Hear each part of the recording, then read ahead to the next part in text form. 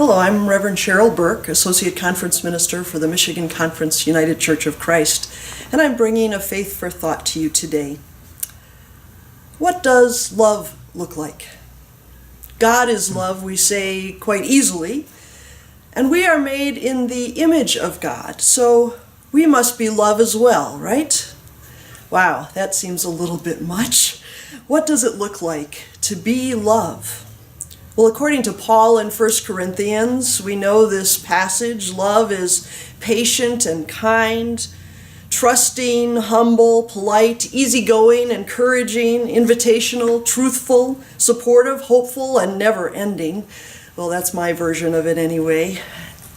It's all of those things. So how do we live that out? How do you actually be love? It's not just a feeling, is it? I used to think that I was a patient person until I had children. And then I realized that my patience hadn't really grown as much as it could. I learned another level of patience with my children. I used to think that I was a kind and gentle person.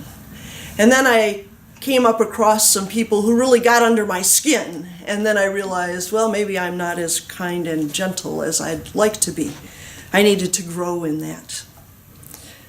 Love is an interesting thing, isn't it? Because in some ways we think of it as a soft way of being.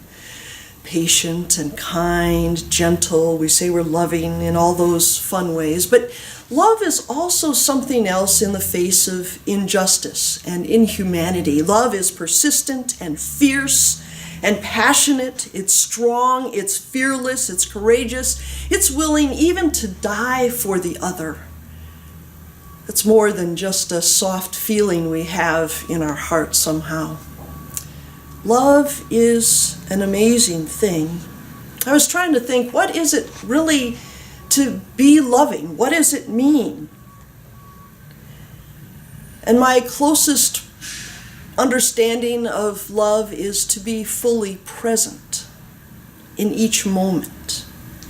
Because each moment requires our full being, and if we can actually do that, I think we might be able to be loving.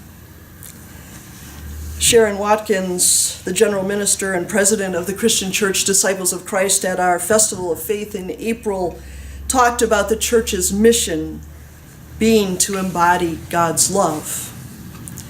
Richard Rohr reflects on love this way.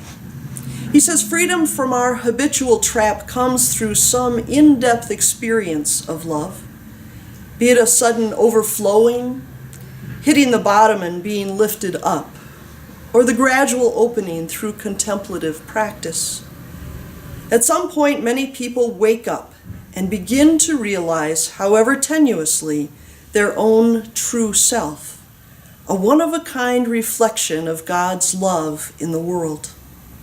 There's a part of us that has always been in union with God.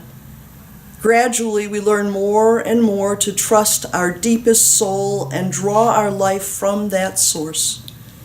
We learn how to live more consistently from this true identity of original blessing, who we are in God and who we will be through eternity. Then we know that any notion of heaven is not just later, but has begun here and now. We are each a one-of-a-kind reflection of God's love in the world. The world desperately needs God's love. The world needs your reflection of it.